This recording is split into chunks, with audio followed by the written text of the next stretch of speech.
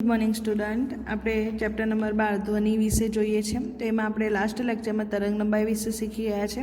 તો તરંગ લંબાઈની વ્યાખ્યા શું થશે? તો બે ક્રમિક સંઘનનો અથવા તો વિઘનનો વચ્ચેના અંતરને શું કહેવામાં છે? તરંગ લંબાઈ કહેવામાં આવે છે। અને આ તરંગ લંબાઈને લેમ્ડા વડે દર્શાવવામાં આવે છે, જેની સંજ્ઞા તમને અહીંયા દર્શાવવામાં જ આવી છે। ઓકે, અને આ તરંગ લંબાઈનો એસઆઈ એકમ શું થશે? મીટર, બરાબર। અને આ જ તરંગ લંબાઈનો નાનામાં નાનો જે એકમ છે, નાનો એકમ છે, એને શું કહેવામાં છે? એમસ્ટ્રોંગ કહેવામાં આવે છે, જેને અહીંયા સંજ્ઞા દર્શાવવામાં આવી છે તમને, બરાબર। અને એક એમસ્ટ્રોંગ બરાબર કેટલા મીટર થશે? તો એક એમસ્ટ્રોંગ બરાબર 10⁻10 મીટર થશે। હવે આપણે નેક્સ્ટ ટોપિક જોઈએ, આવૃત્તિ। ઓકે, તો આવૃત્તિ શું છે? આવૃત્તિ આપણને કેવી રીતે ખબર પડશે? તો આવૃત્તિ એ આપણને એ ખ્યાલ આપશે કે કોઈ ઘટનામાં એકમ સમયમાં આપણે કેટલી વાર એ ઘટના પુનરાવર્તિત થઈ છે, બરાબર। જેમ કે તમે ઉદાહરણ તરીકે ઢોલ વગાડો છો, તો 1 સેકન્ડમાં ઢોલને તમે કેટલી વાર વગાડો છો, તો એ શું દર્શાવે છે?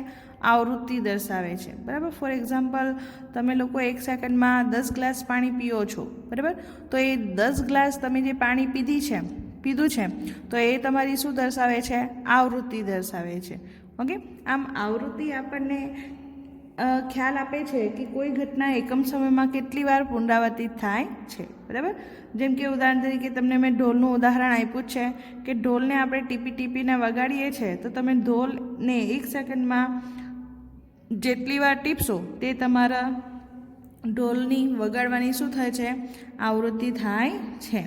આમ આપણે આવૃત્તિ માટે એવું કહી શકીએ કે એકમ સમયમાં ડોલનોની કુલ સંખ્યા, એકમ સમયમાં દોલનોની કુલ સંખ્યા ને આવૃત્તિ કહે છે।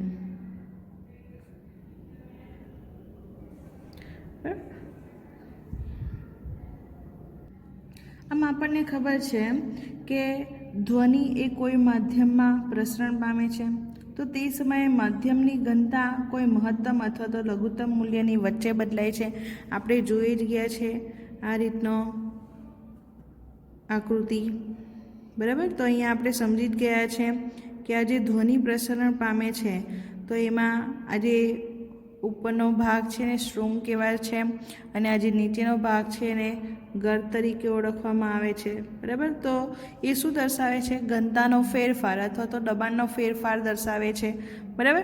તો ઉપરનો જે વક્ર છે એ ઘનતામાં વધારો એટલે કે સંઘનન દર્શાવે છે, અને નીચેનો જે વક્ર છે એ ઘનતામાં ઘટાડો એટલે કે વિઘનન દર્શાવે છે, બરાબર। તો અહીંયા તમે જોશો તો જે ધ્વનિ પ્રસરણ થાય છે, ધ્વનિ પ્રસરણમાં તમને હંમેશા ધ્વનિનું પ્રસરણ અધિકતમ મૂલ્યથી લઘુત્તમ મૂલ્ય, પછી ફરીથી પાછું અધિકતમ મૂલ્ય સુધી જોવા મળશે, બરાબર। આમ ઘનતા જે ધ્વનિનું પ્રસરણ થાય છે એ ઘનતાના અધિકતમ મૂલ્યથી લઘુત્તમ મૂલ્ય સુધી જઈ ફરીથી અધિકતમ મૂલ્ય સુધી પહોંચે છે, બરાબર। તો તે સમયે એક દોલન પૂરું થયું કહેવાશે, બરાબર। એટલે કે ધારો કે અહીંયાથી આપણે શરૂઆત કરીએ તો અધિકતમ મૂલ્યથી જઈને ફરીથી લઘુત્તમ મૂલ્યથી ફરીથી પાછું અધિકતમ મૂલ્યની શરૂઆત થાય છે, બરાબર। તો આ બે વચ્ચે અહીંયાથી અહીંયા એને શું કહેવામાં આવશે?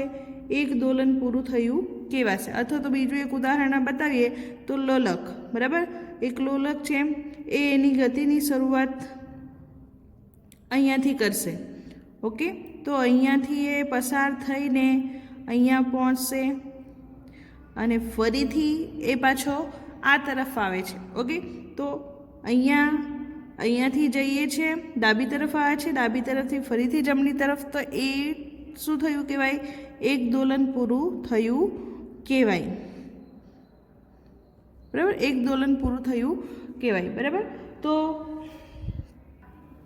આમ આવી રીતે આ જે દોલનો છે, 1 સેકન્ડમાં કેટલા દોલનો? બરાબર, ધારો કે 1 સેકન્ડમાં 10 દોલનો થાય છે, બરાબર। તો 1 સેકન્ડમાં કેટલા દોલનો થાય છે એની જે સંખ્યા દર્શાવે છે એને શું કહેવામાં આવે છે? આવૃત્તિ કહેવામાં આવે છે, બરાબર। એટલે ધારો કે 1 સેકન્ડમાં 10 દોલનો થાય છે, તો તે પદાર્થની આવૃત્તિ કેટલી કહેવાશે? 10, ઓકે।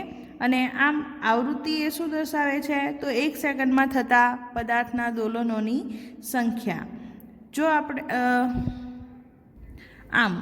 આપણે એકમ સમયમાં આપણી પાસેથી પસાર થતા સંગનનો અથવા તો વિઘ્નોની સંખ્યાને આપણે જાણીએ અથવા તો એની ગણતરી કરીએ તો આપણને તે ધ્વનિ તરંગની શું મળે છે? આવૃત્તિ મળે છે, બરાબર. જેને સામાન્ય રીતે આપણે ગ્રીક અક્ષર ન્યુ વડે દર્શાવીએ છીએ, બરાબર. તો ન્યુ જે છે એ આવી રીતે સ્મોલ વી વડે દર્શાવવામાં આવે છે.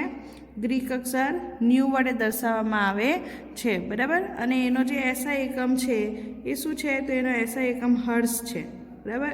HZ hertz. તો આ વસ્તુ યાદ રાખવાની છે. આવૃત્તિને ન્યુ વડે દર્શાવવામાં આવે છે અને એનો એસઆઈ એકમ છે હર્ટ્ઝ, બરાબર. હવે અહીંયા આપણે ચર્ચા કરીએ કે આ જે સંગનન છે અને વિગનન છે, બરાબર. તો બે ક્રમિક સંગનન અથવા તો બે ક્રમિક વિગનન, બરાબર. જે બિંદુ પાસેથી પસાર થાય તો એ પસાર થવા માટે પણ શું લાગે છે? કંઈક સમય લાગે છે, બરાબર. તો આ સંગનનની વાત કરીએ, ધારો કે અહીંયા એક બિંદુ આપણે ધારી લઈએ, ધારો કે એક બિંદુ છે, તો એક બિંદુ પાસેથી અહીંયા એક સંગનન પસાર થયું, ફરીથી પાછું બીજું સંગનન પસાર થાય, તો એ બે વચ્ચે જે સમયગાળો લાગે છે એ સમયગાળાને શું કહેવામાં આવે છે? આવર્તકાળ કહેવામાં આવે છે. હવે તો નેક્સ્ટ આપણો ટોપિક આવશે આવર્તકાળ, બરાબર. એટલે ક્રમિક સંગનન અને ક્રમિક વિઘનન ને પસાર થતાં જે ચોક્કસ સમયગાળો લાગે છે એ સમયને શું કહેવામાં આવે છે? તરંગનો આવર્તકાળ કહેવામાં આવે છે. એટલે એની વ્યાખ્યા થશે બે ક્રમિક સંગનનો અથવા બે ક્રમિક વિઘનનોને કોઈ નિશ્ચિત બિંદુ પાસેથી પસાર થવા માટે લાગતા સમયને તરંગનો આવર્તકાળ કહે છે, બરાબર. ખાસ યાદ રાખજો, જો બે વચ્ચેનું અંતર આપણે લઈએ, બરાબર, તો તેને શું કહેવામાં આવશે? તરંગ લંબાઈ. ઓકે. પછી સંગનનો અને વિઘનનોને, ક્રમિક સંગનનો અને વિઘનનોને 1 સેકન્ડમાં કેટલા પસાર થતા હોય, બરાબર. સંગનનો અને વિઘનનો એની જે સંખ્યા મળે છે એટલે કે ડોલનોની સંખ્યા, તો એને શું કહેવામાં આવશે? આવૃત્તિ કહેવામાં આવે છે, બરાબર. અને ત્યારબાદ બે ક્રમિક સંગનનો અથવા તો વિઘનોને પસાર થવા માટે જે સમય લાગે છે એ સમયને શું કહેવામાં આવે છે? તરંગનો આવર્તકાળ તરીકે ઓળખવામાં આવે છે, બરાબર. તો તમે કહી શકો કે માધ્યમની ઘનતાનો એક સંપૂર્ણ દોલન માટે લીધેલ સમયને ધ્વનિ તરંગનો આવર્તકાળ કહી શકાય છે, બરાબર. એટલે કે જે બી માધ્યમમાં તમે હવે અહીંયા શૃંગની વાત કરો એટલે કે સંગનનની વાત કરો, બરાબર. તો એક સંગનનથી બીજા સંગનન, એક સંગનન અને પછી બીજું સંગનન પસાર થશે, તો તે વચ્ચેનો જે સમયગાળો મળશે એ શું આપશે? આપણને આવર્તકાળ આપે છે.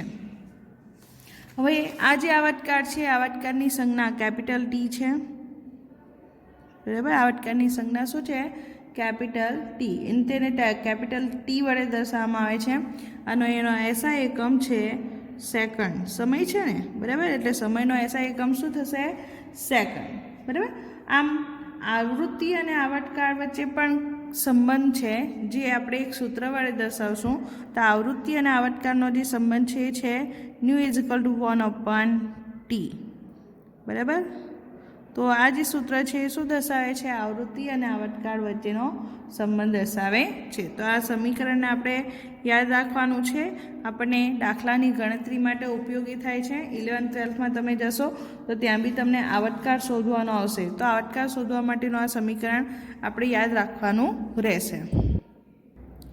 હવે તમે કોઈ ઓર્કેસ્ટ્રામાં વાયોલિન તથા વાંસળી એકસાથે વગાડવામાં આવે છે અને એ બંનેનો અવાજ તમે સાંભળ્યો હશે, બરાબર. બંને જે ધ્વનિ છે એક જ માધ્યમમાં ગતિ કરે છે, બરાબર. વાયોલિન છે અને વાંસળી છે, તમે બંનેનો અવાજ એક સાથે સાંભળ્યો હશે, ઓકે. અને એ બંનેના જે અવાજ છે એટલે કે બંનેના જે ધ્વનિ ઉત્પન્ન થયેલા છે એ પણ એક જ માધ્યમમાં ગતિ કરે છે, બરાબર. અને આપણા કાન સુધી પહોંચે છે એક સમાન સમયગાળામાં, બરાબર. તો તો આ જે સ્ત્રોત છે વાયોલિન અને વાંસળી એને ધ્યાનમાં લીધા સિવાય ઉત્પન્ન થતો ધ્વનિ સમાન વેગથી ગતિ કરે છે, પરંતુ જે ધ્વનિનો આપણે અવાજ સાંભળીએ છીએ તે જુદા જુદા હોય છે. બરાબર. હવે આ જે વાંસળી અને વાયોલિનની વાત કરીએ તો એ ધ્વનિ જે છે ક્યાંથી ઉત્પન્ન થયો છે એની સાથે કોઈ શું કહેવાય નિસ્બત નથી. બરાબર. બંનેના જે ધ્વનિ છે એક સમાન સમયગાળામાં આપણા કાન સુધી પહોંચે છે. બરાબર. એટલે કે જે ધ્વનિ છે એ ક્યાંથી ઉત્પન્ન થયો છે, કેવો અવાજ આવે છે એ એની સાથે એ વસ્તુ ધ્યાનમાં લેવામાં આવતું નથી, પરંતુ જે ધ્વનિ આપણા કાન સુધી પહોંચે છે એ ધ્વનિના જે અવાજ હોય છે એ આપણે ઓળખી શકીએ છીએ કે આ અવાજ વાંસળીનો છે અને આ અવાજ વાયોલિનનો છે. બરાબર. એટલે કે જુદા જુદા અવાજ આપણે એકસાથે સાંભળી શકીએ છીએ. તો આનું કારણ શું છે? તો આનું કારણ ધ્વનિ સાથે સંકળાયેલા જુદા જુદા ગુણધર્મ છે, અને એમાંનો એક ગુણધર્મ છે પીચ. બરાબર. એમાંનો એક ગુણધર્મ કયો છે? પીચ. ઓકે. તો આ પીચ શું છે? આપણે કેવી રીતે નક્કી કરી શકીએ કે આ પીચ? બરાબર. તો પીચ એ એક પ્રકારની ધ્વનિની જ ગુણધર્મ છે, પરંતુ આ જે ગુણધર્મ છે એ ભૌતિક ગુણધર્મ નથી. બરાબર. એટલે કે કોઈ ઉત્સર્જિત ધ્વનિની આવૃત્તિનું આપણું મસ્તિષ્ક એટલે કે આપણું મગજ કેવું અર્થઘટન કરે તેને શું કહેવામાં આવશે? પીચ કહેવામાં આવશે. બરાબર. એટલે આ જે પીચ છે, જે રીતે આપણે વેગ છે, ઝડપ છે, આવૃત્તિ છે, આવર્તકાળ છે, એ બધું શું કહેવાય? ભૌતિક રાશિ કહેવાય. બરાબર. ભૌતિક ગુણધર્મ કહેવાય. બરાબર. એવું જ આ પીચ હોતું નથી. બરાબર. આ પીચ એ આપણું જે મગજ છે એ ધ્વનિનું કેવું અર્થઘટન કરે છે એને આધારે નક્કી કરવામાં આવે છે. બરાબર.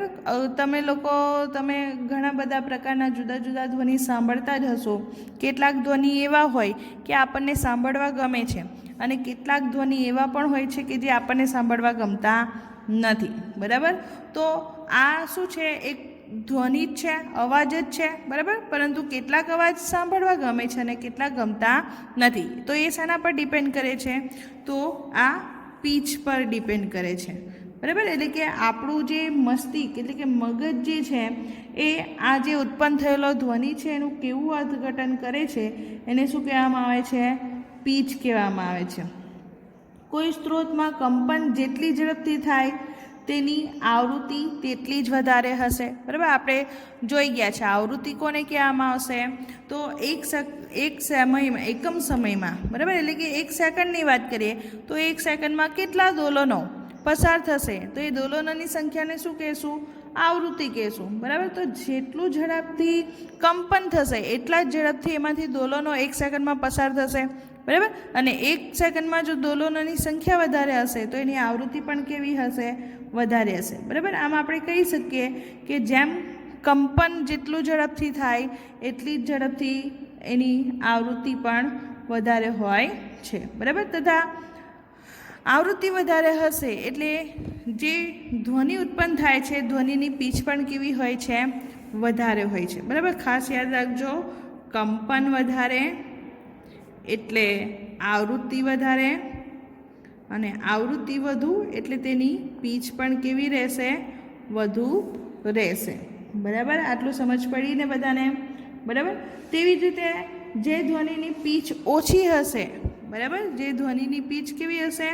ઓછી હશે, તો એની આવૃત્તિ પણ કેવી રહેશે? ઓછી રહેશે. આવૃત્તિ ઓછી રહેશે એટલે એનો મિનિંગ એવો છે કે એકમ સમયમાં પસાર થતા દોલનોની સંખ્યા પણ કેવી રહેશે? ઓછી હોય છે. બરાબર. આમ આના આધારે જો આપણે એની આકૃતિ દ્વારા જો દર્શાવવું હોય નીચા પીચવાળા ધ્વનિ તરંગો અને ઊંચા પીચવાળા ધ્વનિ તરંગો, તો નીચા પીચવાળા ધ્વનિ તરંગો શું આવશે? તો પીચ કેવી હશે? ઓછી. પીચ ઓછી છે એટલે આવૃત્તિ ઓછી. આવૃત્તિ ઓછી એટલે કે કંપન ઓછા. બરાબર. એટલે પસાર થતા જે ધ્વનિ તરંગો છે એ તમને કંઈક આ પ્રકારના જોવા મળશે. બરાબર. એટલે કે એકમ સમયમાં પસાર થતા ધ્વનિ તરંગોની જે જે સંઘનન અને વિઘનન છે એની સંખ્યા કેવી હશે? ઓછી હશે. બરાબર. જ્યારે આ ઓછી પીચવાળા ધ્વનિ તરંગો છે, બરાબર. અને વધુ પીચવાળા જે ધ્વનિ તરંગો આપણને મળશે તો એની આવૃત્તિ કેવી હશે? વધારે હશે. એટલે તમને આ પ્રકારના ધ્વનિ તરંગો મળશે, બરાબર. એટલે કે એકમ સમયમાં પસાર થતા જે દોલનોની સંખ્યા છે કેવી મળશે? તમને વધારે મળશે. ખ્યાલ આવી ગયો?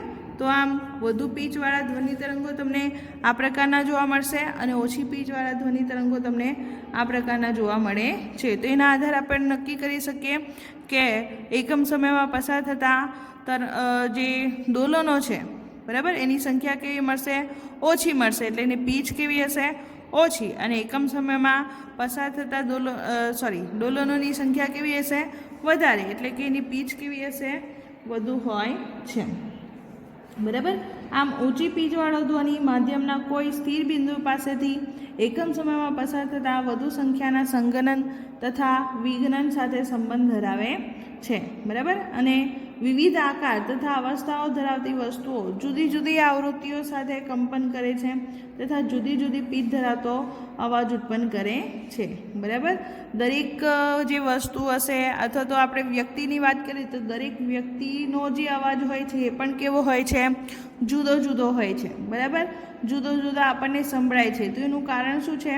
તો એમનો દરેકની જે આવૃત્તિઓ સાથે એટલે કે જે કંપન જે છે એ દરેકમાં જુદા જુદા પ્રકારે થાય છે અને કંપન જુદા જુદા પ્રકારે થાય છે એટલે ઉત્પન્ન થતો અવાજ જે છે, બરાબર, અવાજની જે પીચ છે એ પણ કેવી હોય છે? જુદી જુદી હોય છે અને તેથી અવાજ પણ આપણને જુદો જુદો સંભળાય છે, બરાબર. જો કોઈ માધ્યમમાં પ્રારંભિક અવસ્થાની કોઈ એક બાજુએ રહેલા મહત્તમ વિક્ષોભના સરેરાશ મૂલ્યને તરંગનો કંપ વિસ્તાર કહેવામાં આવે છે, બરાબર. એટલે કે જો આપણે આ સંગનનની વાત કરીએ તો સંગનનનું આ જે મહત્તમ વિક્ષોભ કહેવાય, બરાબર. આ આખો એક શું છે? સંપૂર્ણ વિક્ષોભ છે અને એમાં આ એક પોઈન્ટ છે, બરાબર, મહત્તમ પોઈન્ટ, બરાબર. તો આ જે મહત્તમ વિક્ષોભ છે એને શું કહેવામાં છે? કંપ વિસ્તાર કહેવામાં આવે છે. અને કંપ વિસ્તારને કેપિટલ એ વડે દર્શાવવામાં આવે છે. શેના વડે દર્શાવવામાં આવે છે? કેપિટલ એ વડે. ઓકે. અને કંપ વિસ્તારની સંજ્ઞા કેપિટલ એ છે અને ધ્વનિ માટે તેનો જે એકમ છે, બરાબર, તો એનો એકમ દબાણનો એકમ અથવા તો ઘનતાનો એકમ થશે. કારણ કે આ જે વિક્ષોભ છે એ શું દર્શાવે છે? દબાણનો તફાવત દર્શાવે છે અથવા તો ઘનતાનો તફાવત દર્શાવે છે, બરાબર. એટલે દબાણનો એકમ શું થશે? કેજી પર મીટર ક્યુબ અથવા તો ઘનતાનો એકમ આ ઘનતાનો એકમ થશે અને દબાણનો એકમ થશે ન્યૂટન પર મીટર સ્ક્વેર. ઓકે. તો આમ જે પીચ છે કંપ વિસ્તાર છે, કંપ વિસ્તારનો એસઆઈ એકમ દબાણનો અથવા તો ઘનતાનો એકમ આપણે દર્શાવી શકીએ છીએ. આટલું ખ્યાલ આવ્યું દરેકને? પીચ, આવૃત્તિ, કંપ વિસ્તાર અને આવર્તકાળ. ઓકે. આમ ધ્વનિની જે પ્રબળતા છે અને મૃદુતા છે, બરાબર. પ્રબળતા અને મૃદુતા એટલે કે મેં તમને કીધું એ પ્રમાણે કે કેટલાક અવાજ જે છે આપણને સાંભળવા ગમશે અને કેટલાક અવાજ એવા હશે કે જે આપણને સાંભળવા ગમતા નથી, બરાબર. તો એવા અવાજ કે જે આપણને ગમતા નથી, બરાબર, કર્ણપ્રિય નથી, તો એને આપણે ઘોંઘાટ તરીકે ઓળખીશું, બરાબર. તો એવા અવાજનો જે કંપ વિસ્તાર હશે એ કેવો હશે? ખૂબ જ વધારે હશે. અને એવા અવાજ કે જેને આપણે સાંભળવા ગમે છે આપણને, ઓકે, તો એવા અવાજને આપણે શું કહીશું? મૃદુ, બરાબર, મૃદુ ધ્વનિ અથવા તો ધ્વનિની મૃદુતા. ઓકે. તો આ બધું શેના પર નક્કી થશે? તો આ જે ધ્વનિ તરંગની જે કંપ વિસ્તાર હોય છે એ કંપ વિસ્તાર ધ્વનિની પ્રબળતા અને મૃદુતા નક્કી કરી શકે છે, બરાબર. અહીંયા ફોર એક્ઝામ્પલ તમને ઉદાહરણ આપેલું છે કે જો કોઈ ટેબલ પર તમે ધીરેથી મુક્કો મારો તો તમને તેનો એક મૃદુ ધ્વનિ સંભળાશે, બરાબર. કારણ કે એ આપણી જે ઉર્જા છે એ ઓછી ઉર્જાથી ઉત્પન્ન થયેલો છે ધ્વનિ, બરાબર. પરંતુ જો તમે ટેબલ પર જોરથી મુક્કો મારશો તો આપણને પ્રબળ ધ્વનિ સંભળાશે, એટલે કે ખૂબ જ જોરમાંથી સંભળાશે. તો શું તમે તેનું કારણ જાણી શકશો? તેનું કારણ શું છે કે એમાં જે એ ધ્વનિ જે ઉત્પન્ન થાય છે તો એમાં આપણી ખૂબ જ વધારે પ્રમાણમાં ઉર્જા વપરાતી હોય છે.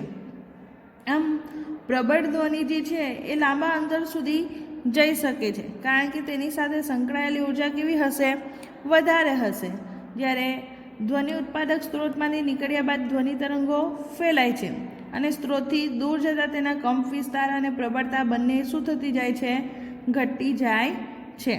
આમ સમાન આવૃત્તિ પ્રબળ તથા મૃદુ ધ્વનિ તરંગોના આકારો તમને અહીંયા ચોપડીમાં દર્શાવેલા છે, તમે જોઈ શકો છો.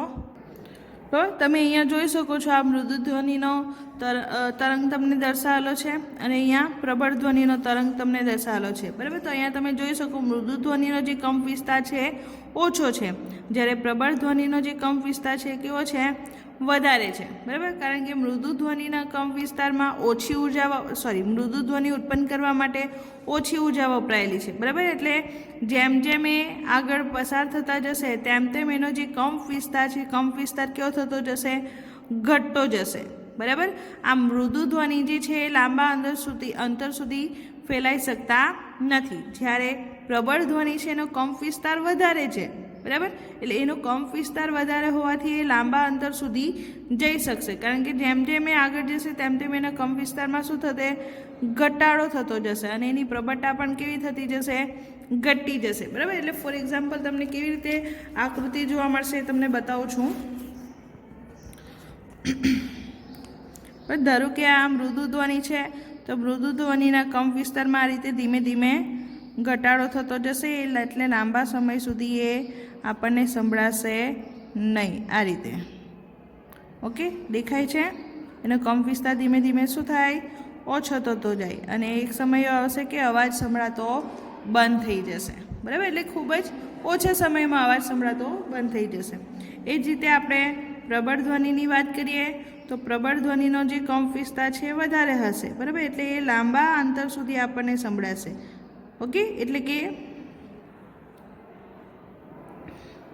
આ રીતે ધીમે ધીમે એનો કંપ વિસ્તાર ઓછો થતો જશે, આ રીતે આમ. ઓકે, આમ લાંબા અંતર સુધી આપણને એ અવાજ સંભળાય છે. ખ્યાલ આવતો છે બધાને? ધ્વનિની આમ ધ્વનિની ગુણવત્તા એટલે કે ટિમ્બર, ધ્વનિની ગુણતા એ કેવી લાક્ષણિકતા છે કે જે આપણને સમાન પીચ અને તીવ્રતા ધરાવતા ધ્વનિઓને એકબીજાથી જુદા પાડવાની ક્ષમતા આપે છે. જે ધ્વનિને સુખદ અનુભવ આપે છે તેની ગુણવત્તા વધુ સારી ગણાય. એક જ આવૃત્તિ ધરાવતા ધ્વનિને આપણે ટોન કહીએ છીએ, બરાબર. અંડરલાઇન કરજો. એક જ આવૃત્તિ ધરાવતા ધ્વનિને શું કહેવામાં આવશે? ટોન. અને અનેક આવૃત્તિઓના મિશ્રણથી જે ધ્વનિ ઉત્પન્ન થાય છે એ ધ્વનિને આપણે સ્વર અથવા તો નોટ તરીકે ઓળખીએ છીએ. અને આ જે ધ્વનિ હોય છે એ ધ્વનિ સાંભળવામાં કર્ણપ્રિય હોય છે. ઘોંઘાટ એ કર્ણપ્રિય હોતો નથી.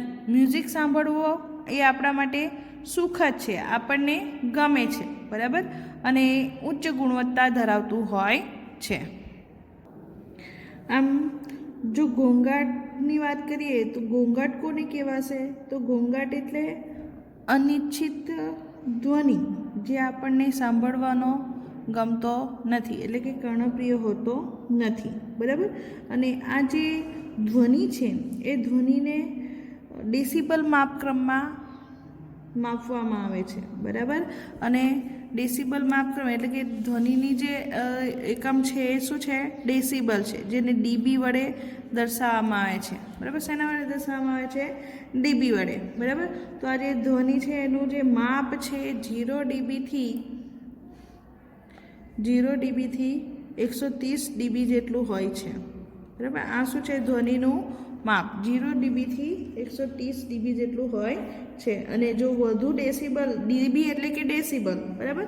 તો જો વધારે ડેસિબલ ધરાવતો ઘોંઘાટ હોય તો એ આપણા શરીર માટે કેવો હોય છે? હાનિકારક હોય છે.